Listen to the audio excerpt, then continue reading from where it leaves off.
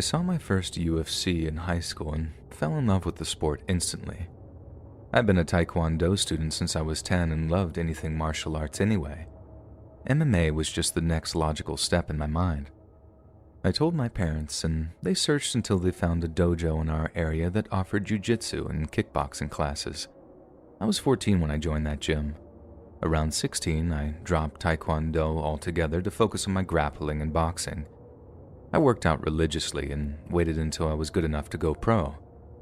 And my first ever pro fight occurred just 4 days after my 18th birthday. I actually won by KO in less than 45 seconds, and there was no looking back after that.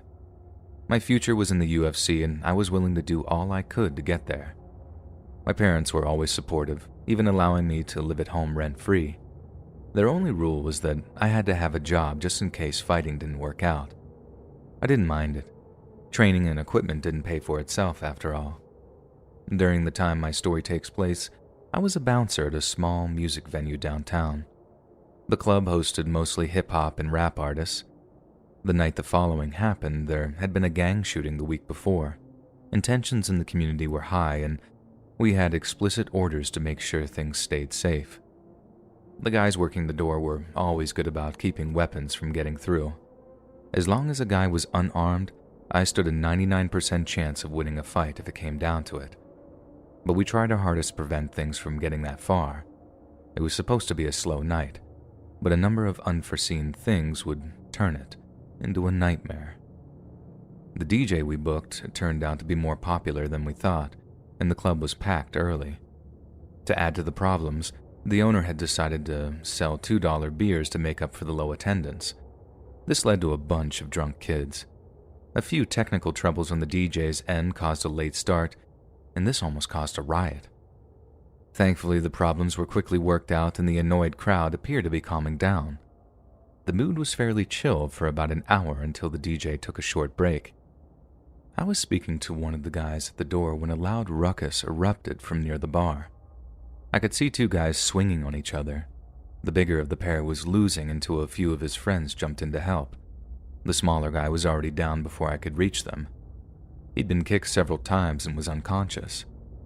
I grabbed the first guy I saw and pulled him away. Another bouncer had joined me and he was dealing with the second guy. A friend of the guy I was holding hit me from behind on the head with a bottle. Now I was rocked and couldn't focus on what was going on. I let go of the guy and he took the opportunity to start wailing on me. My training kicked in then. I was holding my own until he hit me with one firm jab. I stumbled back into the bar and blacked out. I came to in the office with a miserable headache and very confused.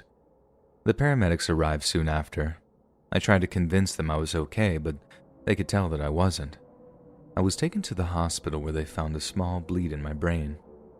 Surgery was done to relieve the pressure on my brain, and after some time I was able to recover. The authorities did manage to find and convict the guy who knocked me out. He ended up with 16 months, all of which he'd served while waiting for trial. So in a sense, he kinda got off scot-free. I'll never believe the kid could have put me down without the bottle breaking over my head first. I've been hit harder by little girls. And speaking of the bottle, the cops were never able to decide who actually did it. For the most part, I had never received any real justice, I felt. I spoke to attorneys about civil suits, but neither myself nor my parents had the kind of money that it would take. Not to mention, the chances of ever getting paid were insanely low. The injury has left a few long-term impacts on my life. Probably the worst was the end of my fighting career. Every doctor I've spoken to has made it clear that I would be putting my life on the line by stepping into a cage again. Even if I didn't die, I could end up a vegetable. That's no way to live, I thought. I'd rather be dead in that case. Finding a doctor that would be willing to release me to fight would be difficult too. As a whole, I'd rate the whole experience a strong thumbs down. And nonetheless, I'm proud to say that I retired at 9-0, all of those being KOs. But after the attack, I was in no hurry to return to work. I figured the job was only going to get more dangerous. In fact, not even a year later, a guy working the door got killed during a drive-by shooting. He wasn't even the target. He just happened to catch a stray bullet. With no other options, I decided to join the exciting world of auto repossessions. In truth, this work is relatively safe in my area. Most people don't really care if you take the car, and fewer would be willing to kill you for it. My son has taken up the gloves now and shows a lot of natural talent, and more than I did at that age, I suppose. Maybe he'll decide to go pro and succeed where his old man didn't, but that's his choice. As long as he stays away from clubs and bars, I think he'll be okay.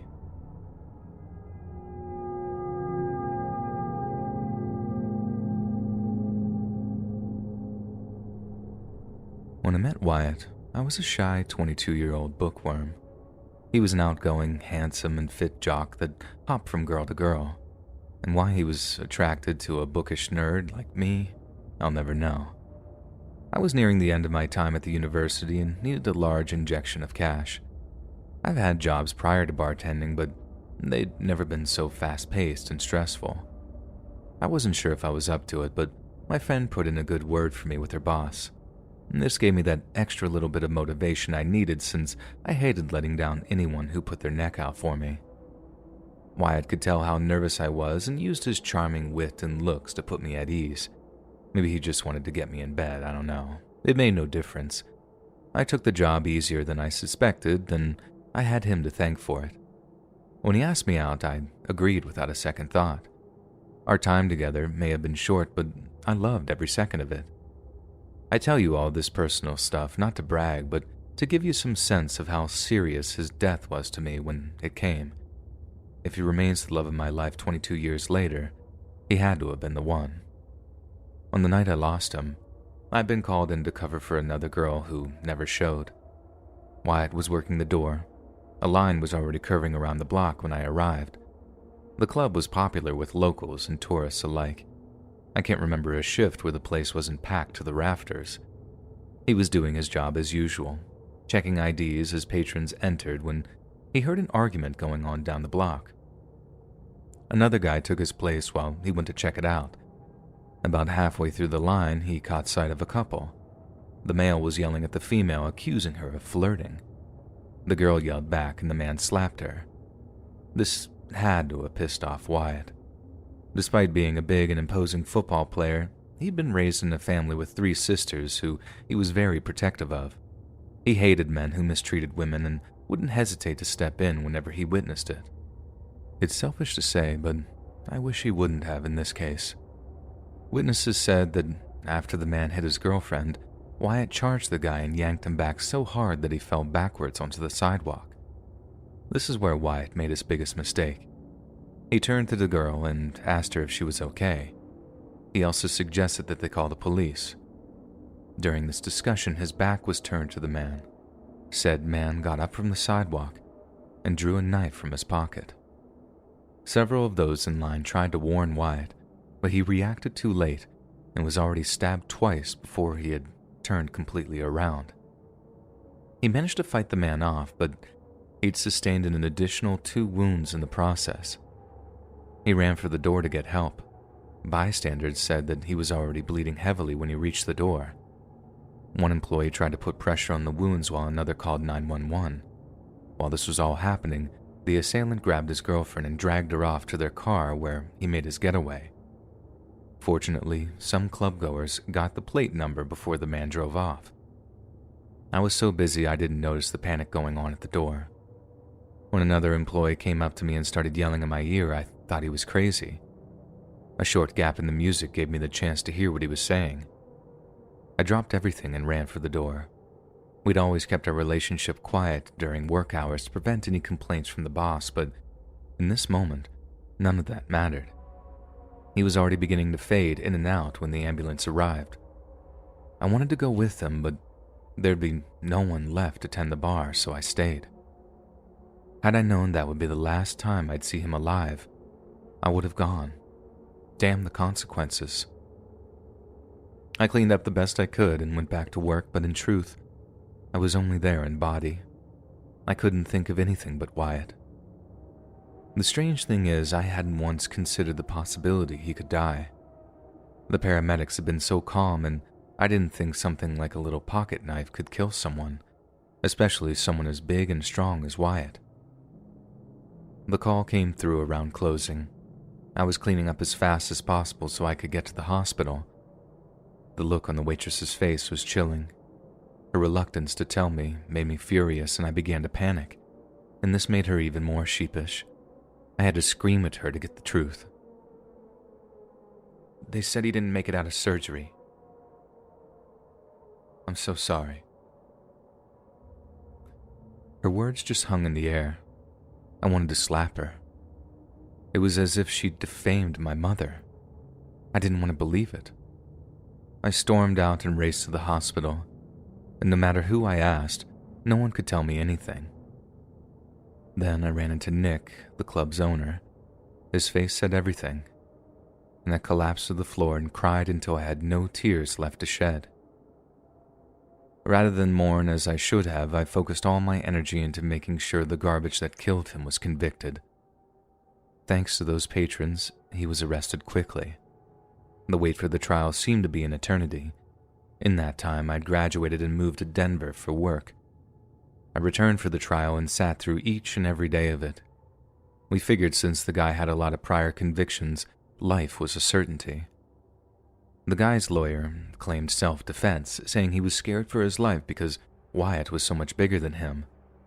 This didn't get him off, but the judge allowed it to be a consideration by the jury toward the verdict.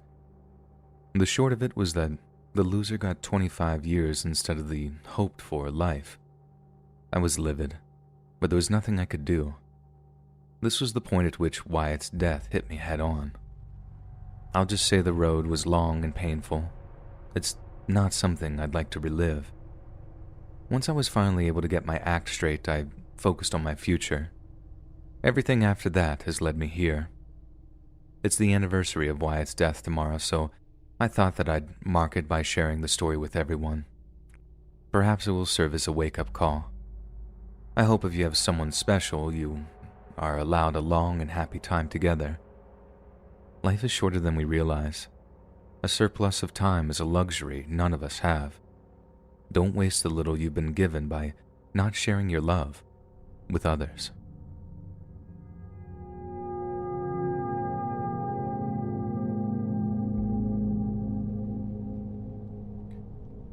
Back before I got on with TI, I used to work security at a music venue. I'd been there about 3 months when the owner hired his nephew to work with me. The guy seemed cool, and we turned out to have a lot of the same interests and hobbies. The dude was built like a concrete bunker and covered in tattoos. When I discovered he was an Army vet, I invited him to go shoot with me at a nearby outdoor range. This was the first time I began to question his mental stability. Everything was normal at first, but soon he started mumbling to himself after shooting. I thought maybe I was going deaf and asked him to repeat what he said. He just stared at me for a few seconds and went back to shooting. I ignored it and returned to shooting myself. The session ended and we went our separate ways. I decided not to go to the range with him after that. It was a minor quirk, but being around him while he was armed didn't feel right. That was the only time he and I would see each other outside of work. I remained friendly with him and we continued to get along well, and as the weeks went by, more little incidents occurred and I began to believe that he was high on the clock. I'd seen it before, the constant trips to the bathroom and short temper with patrons. These incidents made me all but certain. For the time being, it wasn't affecting his work, so I kept it to myself. When the time came to say something, I approached him, but he denied it. It had gotten so bad he reeked like alcohol every shift. I contacted his uncle and got the mind your own business and you're no angel yourself excuses. It was true. I had my share of vices, but I kept them off the clock and far away from my family. It sucked, but I'd done my part. If the guy killed someone, it wasn't my responsibility. His drug and alcohol use just got worse, though. His uncle must have said something to him. Anytime I tried to strike up a conversation, he ignored me. There was a brief ray of hope when he began seeing this girl. His use appeared to be stopping, but within a couple of months, he was back to his old ways. And here's where the crazy stuff happens. He was working the door one rainy night, and I was helping out behind the bar on something. I heard something crazy going down at the door and started that way. I came around the corner and saw a dude fighting these two cops. One had him in a chokehold, trying to cuff him, and the other was trying to help. I had no desire to assist either party, especially the pigs. I just stood by and watched the guy get free and beat the crap out of both cops. He ran out of the club after that and disappeared. I knew he'd do something crazy eventually, but I had to wait until he was arrested to hear the facts. He was picked up at his parents' house a few days later. This time there was no fighting back. Like everybody else at work, I was curious as to his supposed crime, but hadn't been actively searching for the answer. The day after he was caught, the sound guy showed me a short news article on his phone. According to the paper, he had gotten into an argument with his girlfriend and began beating her. When she fought back, he handcuffed her to a radiator and continued beating her. The victim claimed that he was arguing with invisible people and constantly under the influence of alcohol and cocaine. The craziest part was that he continued going to work each evening while leaving her cuffed to that radiator. That last night, she managed to get free and notify the cops. They went straight to the club and attempted to arrest him, and not very well, I may add. This was in late 2018, and I'm not sure how long he was given in prison, but one person said it was something like 7 years, which means he's probably out by now. I hope he got some help while he was locked up. It was clear most of his trouble was related to PTSD and the like.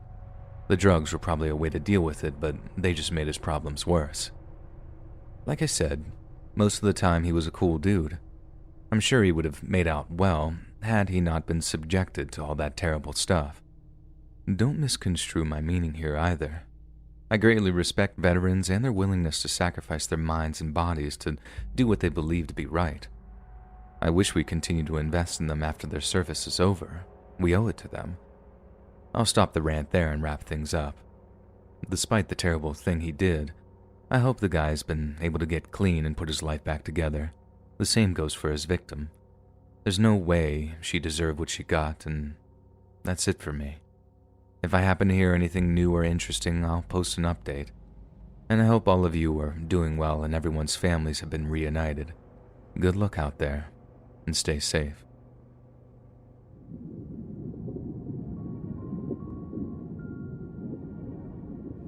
Click the join button to become a member today for exclusive content. Today, at 34, I'd wager if you asked anyone who knows me, they describe me as a responsible and hardworking family man. These days, they would be right, but they didn't know me before. Back in Chicago where I grew up, I was a very different person. Between the ages of 16 and 27, I lived life at full speed. Childhood was a nightmare. I ran away multiple times until at 16, my mom stopped looking for me. From then on, I was on my own, hopping from squat to squat and shelter to shelter. Danger lurked around every corner and you couldn't trust anyone. I stayed high most of the time. You had to, just to deal with things from your past and things you'd just done to survive. It's not a life I'd wish on anyone. At 18, I began renting this dumpy apartment with 5 other kids. It was a little more than a squat, but the price was right. Making money was always a concern, and most straight people wouldn't hire folks like us. A lot of the girls ended up stripping. It was safer than hooking, at least. The quick money and attention could be addictive for a lot of them. Yet no matter how much money they made, the ghosts of their past couldn't be avoided. With money and emotional problems almost always comes drugs. I learned this at a young age. Nearly every girl I hooked up with stripped. Most would also escort off the clock. I didn't get jealous like some of the guys. I was just with them for the money to begin with. Love was something I thought had been beaten out of me forever. And thankfully, I turned out to be wrong on that count. After nearly 10 years of dealing with crazy, drug-addled chicks with serious daddy issues, I finally learned my lesson. I had been seeing this dancer on and off again for around 6 months. Both of us had major drug problems and fought constantly. I'd had enough and broke it off the week before. She had a key to my apartment, and I wanted it back. The only place I knew where to find her was at work. She was on the main stage when I arrived. I sat at the bar and had a drink while I waited. A couple of the bouncers gave me dirty looks. Although weird, I ignored it. She came over to me when she'd finished and asked to talk in private. I figured that she was going to try and talk her way back into my life, but I agreed. We went off around the side of the stage where the girls did lap dances and sat down. She started coming on to me, but I pushed her away. I wasn't rough or anything close. When she realized her plan wasn't working, she began throwing a fit. I mean, she was so loud it drowned out the music. At one point, she slapped herself and left a big handprint on her face. I wish I could say I was surprised, but I was used to crazy by now. I leaned back in my chair and watched until two bouncers from earlier ran around the corner and snatched me up to my feet. She pointed at the mark on her face and said, "See? I told you he hits me." I burst out laughing. I never struck a woman except for once when a meth head attacked me with a knife, and certainly never hit any of my girlfriends. I guess the bouncers didn't get the joke. She had obviously filled their heads with a load of BS about me beating her, and the look in her eyes told me everything I needed to know. I was going to pay. And for about 15 minutes, I did. Even when compared with the beatings I got from my mom's boyfriends when I was younger, I've never been pummeled that bad. I was thrown out the back door when they'd finished, and I can still remember the stink of the dumpster and how bad it hurt to breathe. And it's a miracle I made it home. I laid curled up in a ball in bed for over a week, only occasionally getting up to go to the can or answer the door for my dealer. I'd already decided that I was going to clean up and start off new somewhere else.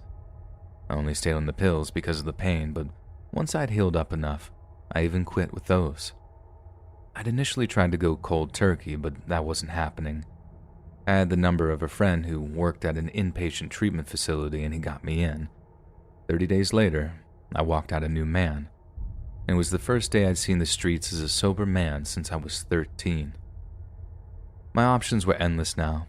I could go anywhere and do anything, and it was up to me to make the best of the second chance. Truth is, I was 27 and hadn't worked a legit job for more than a month at a time. Chicago was full of all the wrong people and too many bad memories.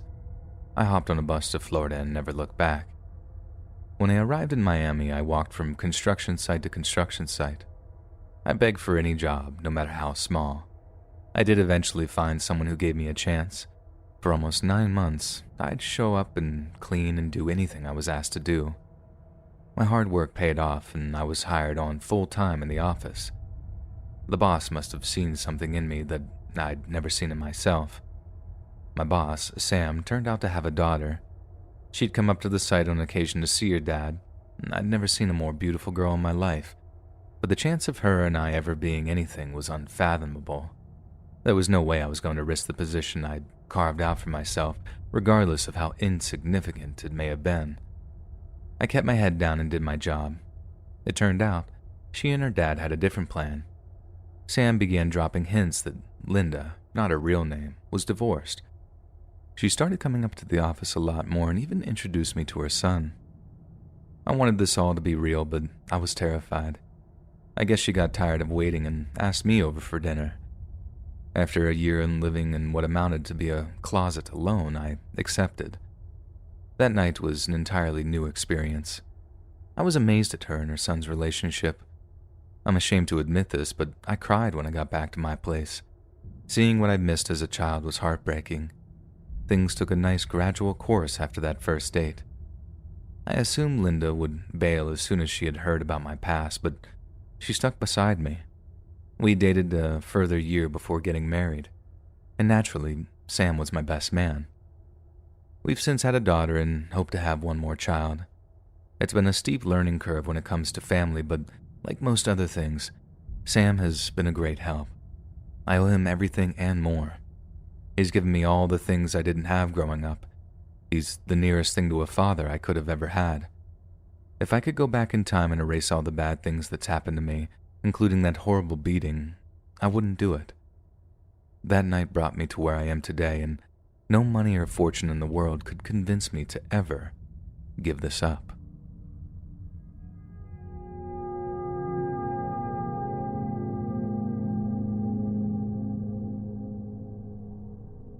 I was young, maybe 20 or 21. I had this stupid idea that I was going to become a party promoter and roll that into a lucrative career as a club owner. I had no idea what I was doing, and I thought I hit the jackpot when I met this guy named Sean. He was a few years older and claimed to have a lot of experience hosting parties around the Northeast. He agreed to be an equal partner and show me all that he knew. I didn't find out it was all a lie until the damage had already been done. Early on, he convinced me to bring in this group of guys to run our security, and I knew nothing about them, but they looked the part, so I agreed. Everything Sean brought into the partnership turned to crap. The security team were the worst of it. They were more of an annoyance at first, and because they were older, they never wanted to take orders from me. I'd usually have to get Sean to talk to them. We agreed that he'd run the night of the party operations. It only made sense if the security guys wouldn't listen to me. I focused on the arrangements and booking end. Sean wasn't really interested in this aspect. After I severed the partnership, I'd find out why. I was a solo act now. I assumed the security team would leave with Sean, but I was shocked to hear that they wanted to stay on. I was too relieved to wonder why, and the next party came.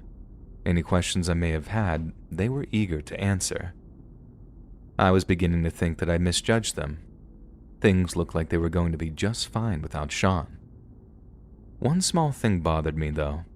I kept seeing the bouncers going in and out of the bathrooms.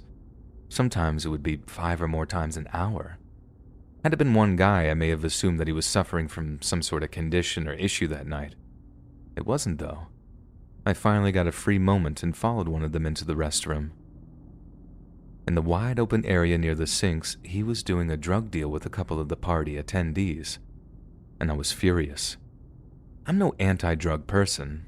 If a regular guy wanted to stand outside and sell, more power to him, but these were the guys I was paying to keep the dealers out.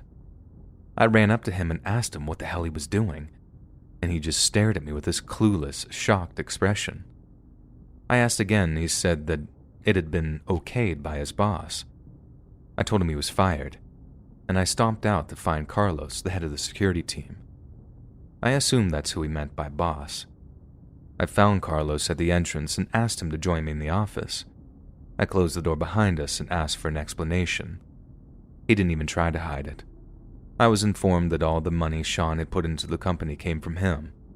In return for the loan, he would be allowed to deal exclusively at every party we threw until the loan had been repaid. I reminded him that Sean was no longer part of the company. His debts weren't my problem. He didn't care. As far as he was concerned, he wasn't going anywhere until he made all of his money back. I thought maybe I could solve the problem by paying him off. I asked what was left, and he quoted at about $10,000, and my heart dropped. There was no way I could come up with that much money. I was screwed, and he knew it. What was I going to do? Call the cops? Beat him up? Until I had the cash, I was stuck just waiting for the cops to arrest me for the crime of being naive. In the time between then and the next party, which was 3 weeks, I considered 1,000,001 different ways to get out of the problem. The prospect of jail terrified me. If I was rich, I would just have left everything and started over somewhere else. With just a few days to go, I would do the one thing I didn't want to do: go to the cops. In a way, I was kind of fortunate. Carlos and his men were wanted, but nobody was willing to say anything on the record. I didn't get the impression that they were like mafia level, but they'd drawn enough attention to themselves to get the cops interested. I'd also find out that Sean was one of them, and more than likely, a high-ranking member. No matter what, I couldn't seem to get away from that loser. I would ultimately make a deal where I testified against everyone involved and avoid any charges. I guess in the end, jail scared me more than possibly dying. The night of the party, Carlos and his team of thugs, including the guy I'd fired, showed up and did their thing like usual. About an hour passed until the cops arrived and arrested him and his crew along with a few others. I felt bad about the other people, but I knew that they'd likely get off with a slap on the wrist, if they were charged at all. When the time came, I testified and everybody was convicted. Their sentences ranged from time served all the way up to 15 years in Carlos and Sean's cases. Although my immediate problems seemed to be solved, I had no way of knowing if I was truly safe. I borrowed $5,000 from my parents and put it with what little I still had and left town. Since then, I've lived in multiple places across the country, getting work where I can and always keeping aware of my surroundings.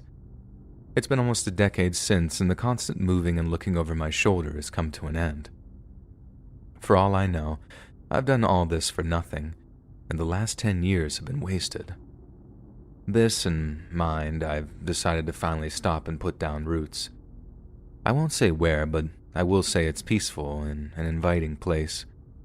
Maybe I can finally find a nice girl and start a family. I don't know. If I am really being hunted and my enemies catch up with me, at least I was able to enjoy the little time of normality I had. When you've been running as long as I have, that's a simple pleasure you don't dare dream of. Wish me luck.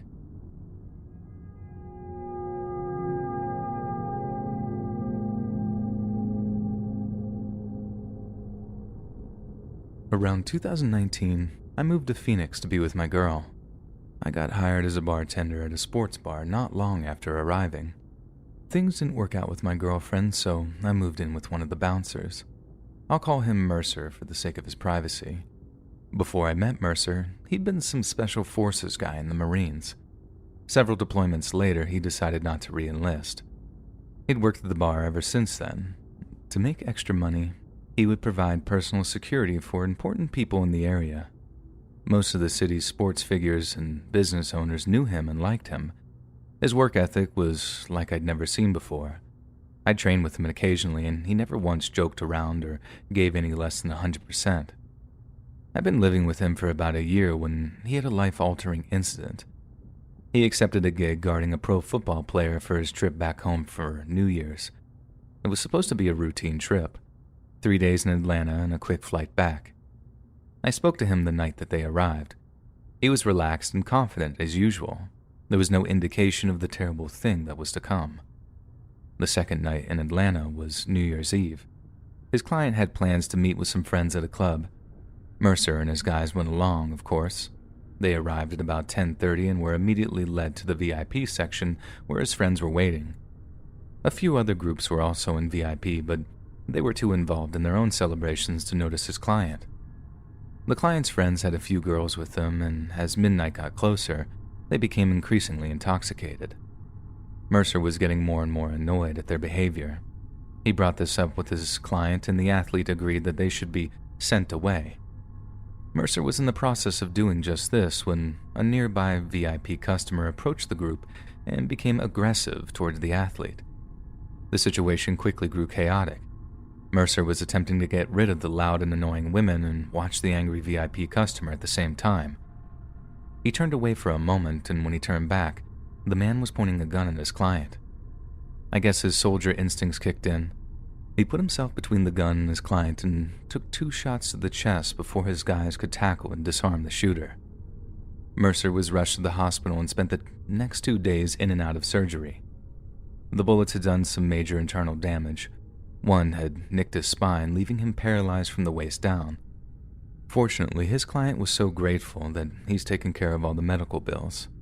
In addition, a couple of other business owners in the community have donated large amounts for his future rehabilitation. I don't think the doctors had ever met someone like Mercer. He was told his odds of ever walking again were next to 0. He must have taken that as a challenge. He was moving his toes within 2 weeks. It was like something out of Kill Bill if you've ever seen that. I'm sure he had the advantage of already being in phenomenal shape beforehand, but he left everyone speechless by his progression. Had he just gotten well enough to use a walker, I may have never shared the story in the first place. I don't like a sad ending to my stories, but something amazing happened today that changed things. Just 6 months after receiving the news that he would never walk again, my hero, Mercer, walked unaided today. No walker, no cane. It wasn't more than a few steps, but those few steps showed me nothing was impossible. After sharing such good news, I don't want to spend any more time than necessary talking about the shooter. As it stands, he's being held in jail without bail until the trial.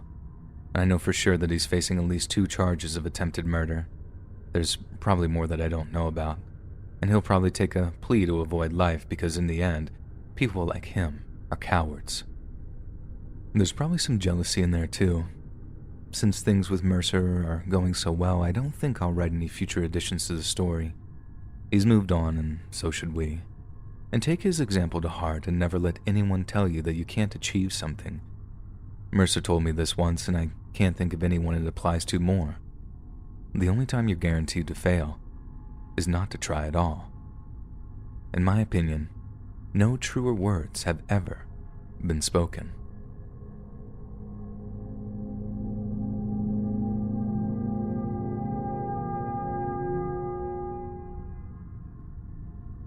My college years were spent in the Midwest at a well-known party school.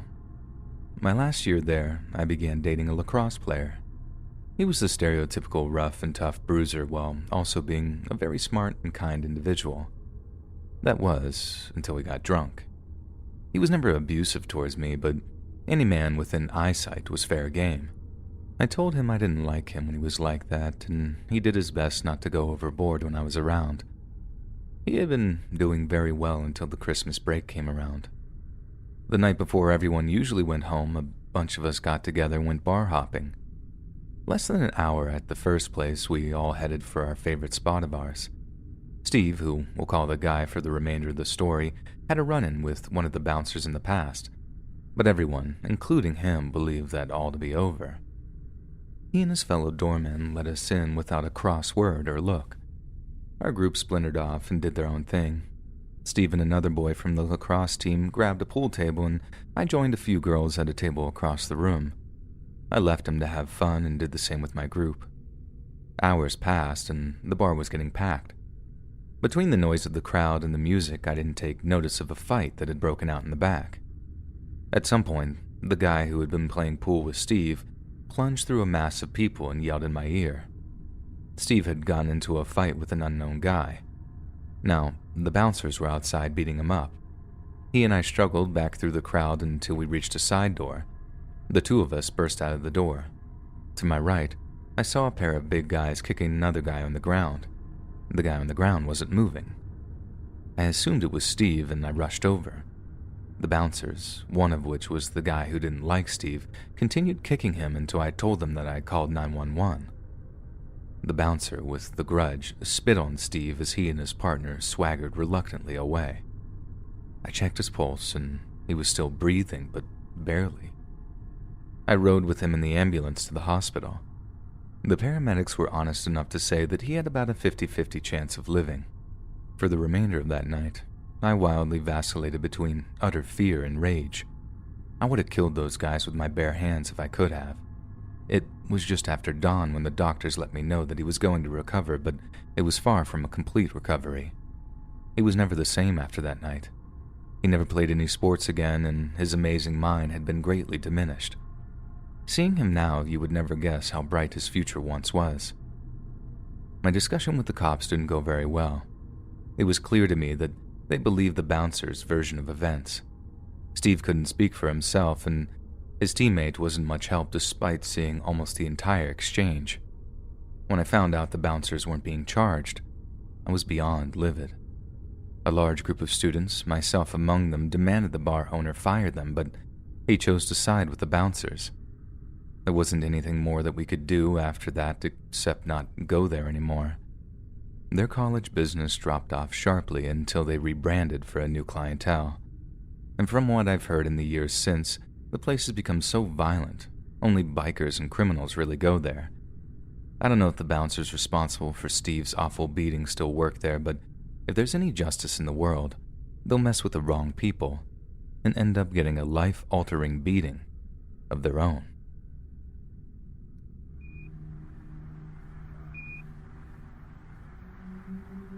Hey friends, thanks for listening. Click that notification bell to be alerted of all future narrations. I release new videos every Monday, Wednesday, and Friday at 7 p.m. Eastern Standard Time. If you got a story, be sure to submit them to my subreddit, r/Let'sReadOfficial, and maybe even hear your stories featured on the next video. And if you want to support me even more, grab early access to all future narrations and bonus content over on Patreon, or click that big join button to hear about the extra perks offered for the channel. And check out the Let's Read podcast, where you can hear all of these stories in big compilations and save huge on data. located anywhere you listen to podcasts. Links in the description below. Thanks so much, friends. And remember, I'd be running up that hill